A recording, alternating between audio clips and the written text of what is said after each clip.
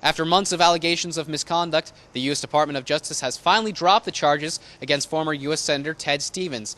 In a motion filed earlier today, the DOJ stated that their main witness, former VICO Chairman Bill Allen, changed his testimony during the trial. However, there was no mention of the accusations of misconduct between Bill Allen and one of the federal investigators, or the claims that the prosecution tried to prevent the defense from having access to a witness that might have helped their case. In a sit-down interview with News 13 before the election and after his conviction, Stevens still maintained his innocence. I don't really think they'll file this case again, because I think that now that they know that their primary witness lied under oath, that the government has no case. That's the primary portion of this case. It involves our house in Girdwood.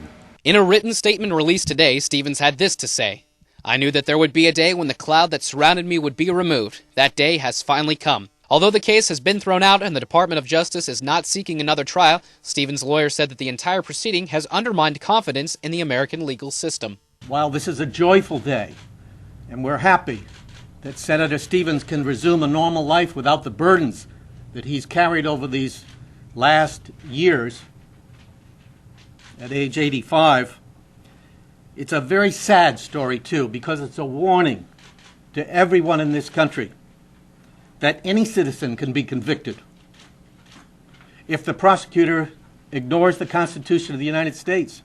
Alaskan politicians sounded off congratulating Ted Stevens. U.S. Senator Mark Begich said in a written statement, "Assuming this morning's media reports are accurate, the decision by President Obama's Justice Department to end the prosecution of Senator Ted Stevens is reasonable.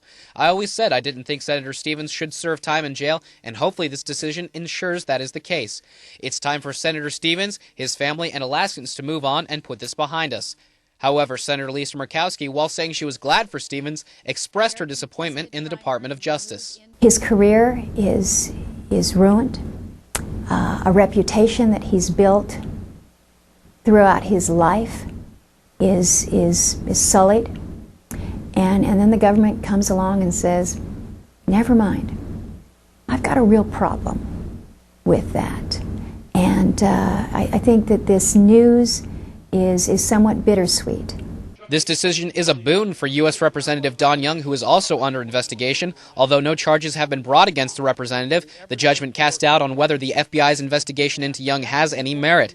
Young warned that sometimes politicians are the victim of overzealous prosecutors. The sad part, he did lose the election, and he does have quite a large financial debt because of it.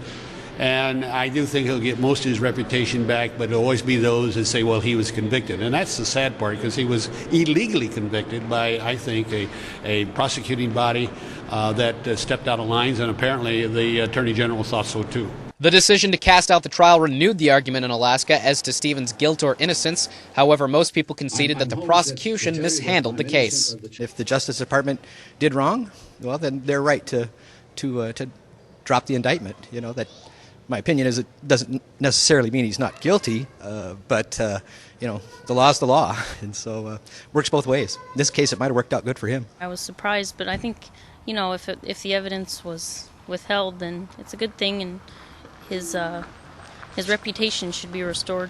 For News 13, I'm Micah Johnson.